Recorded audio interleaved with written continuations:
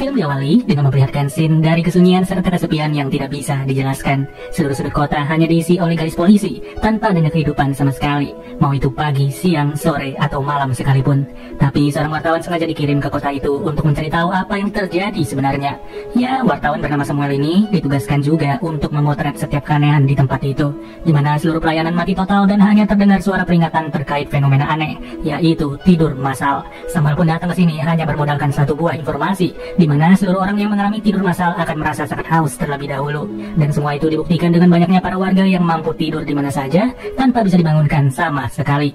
Di tangan mereka yang tidur juga terpasangkan tag khusus yang tertulis tanggal tertidur, usia, tempat tinggal, dan nama lengkap. Dari sini hanya ada satu golongan yang tidak terjangkit wabah tersebut, yaitu hewan. Samuel sendiri sengaja membawa satu buah ikan dari tangan seseorang yang berada di bis. Ia sangat tertarik dengan ikan tersebut, agar keberadaannya di sini tidak benar-benar terasa sepi. Untuk beristirahat pun, Samuel bisa datang ke rumah siapa saja yang kebetulan di titik ini ia sudah masuk ke rumah seorang perempuan bernama Stella. Ya, Stella sendiri sudah tertidur selama 5 bulan lamanya, dan peristiwa tersebut membuat Samuel bebas untuk melakukan apapun di rumah wanita itu. Saat hari berganti pun, Samuel tidak bisa mengobrol dengan siapa-siapa. Ia hanya berharap semoga semua orang di kota ini segera terbangun dari tidurnya. Di mana baru 1 hari menetap di kota tersebut, Samuel sudah merasakan apa itu yang namanya kehampaan. Setiap beberapa meter, ia bisa menemukan orang-orang yang tidur di mana saja, bahkan di atas pohon sekalipun. Di dalam gereja, para jemaatnya juga terduduk dengan kondisi mata yang tertutup rapat, dan sudah jelas apa yang dilihat Samuel ini akan menjadi jepretan terunik yang pernah ia ambil. Ya, sembari membelakangi orang-orang yang tertidur itu, Samuel pun langsung bergegas untuk berdoa seorang diri.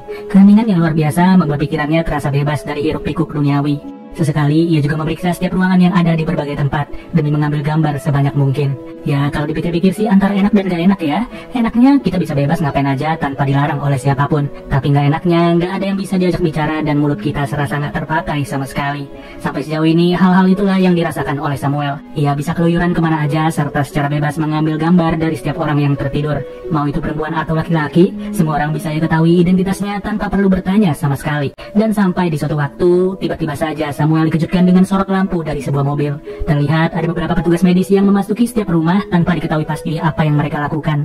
Jelas dari kejadian malam itulah Samuel bisa menyimpulkan bahwa fenomena ini masih dipantau terus-menerus oleh pihak-pihak tertentu. Belum diketahui pasti pemantauan itu ditujukan untuk mengobati atau meneliti. Namun yang pasti Samuel cuma bisa keheranan sendiri mau sampai kapan lagi ia bertugas. Karena sebenarnya Samuel sendiri sangat-sangat berkeinginan untuk pulang serta merasa tidak tahan dengan kesepian tersebut. Tapi sangat disayangkan air-air di laut malah surut secara drastis, dan Samuel pun tidak bisa menggunakan perahunya untuk pergi dari kota itu. Demi bertahan cukup lama, Samuel pun belanja di supermarket. Awalnya semua berjalan normal dan tidak ada kendala yang terjadi. Tapi setelah itu, para petugas medis kembali menemuinya, di mana Samuel pun langsung pura-pura untuk tertidur. Dan setelah para petugas itu pergi, barulah Samuel bisa berbelanja dengan bebas sesuka hati. Ia juga tidak perlu mengeluarkan duit sama sekali, karena sekali ia mau membayar, Samuel malah dicueki oleh petugas yang ada. Tapi Samuel gak mau jadi seorang maling, dan ia tetap meletakkan uang di dekat petugas tersebut. Sesampainya di rumah Stella, Samuel lagi-lagi harus dikejutkan dengan kedatangan para petugas medis. Sontak, ia pun langsung bersembunyi serta menjauh dari para petugas itu, di mana terlihat dengan jelas mereka seperti memeriksa kondisi di dalam rumah dan mencurigai bahwa ada seseorang yang menyelundup masuk ke rumah tersebut. Seusai para petugas pulang, barulah Samuel keluar dari persembunyiannya. Ia sadar bahwa Stella baru habis diperiksa tanpa tujuan yang jelas sama sekali. Setelahnya, Samuel sengaja mengambil mobil milik seseorang untuk mencari udara segar. Ia pergi ke pinggiran kota demi memikirkan bagaimana caranya agar ia bisa segera pulang. Karena saat diperiksa pun, kondisi air laut masih surut total tanpa adanya air sama sekali. Sampai tiba di suatu momen, terhitung Samuel sudah berada di kota ini selama 27 hari. Ia cuma bisa berinteraksi dengan ikan peliharaannya yang masih bertahan sampai detik ini.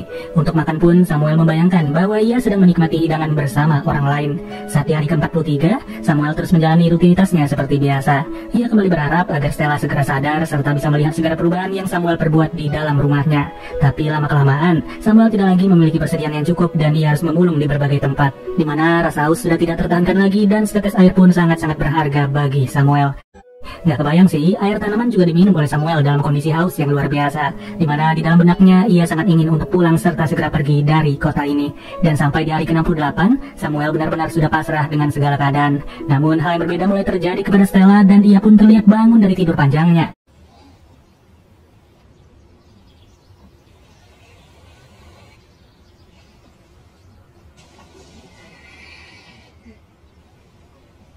Herannya lagi, segala keresahan yang dialami oleh Samuel terkait krisis air tidaklah dirasakan oleh Stella. Stella benar-benar merasa bahwa ia baru tidur 8 jam seperti biasa. Tapi untuk kali ini, ia langsung dikejutkan dengan keberadaan seorang pria yang sedang tertidur pulas di dalam rumahnya. Ya, pria yang tidak ia kenal itu adalah Samuel. Jelas saja, Stella pun bingung atas apa yang sudah dilakukan oleh Samuel di dalam rumahnya. Ia hanya bisa bertanya-tanya apa yang terjadi sampai orang asing bisa tidur seenak jidat.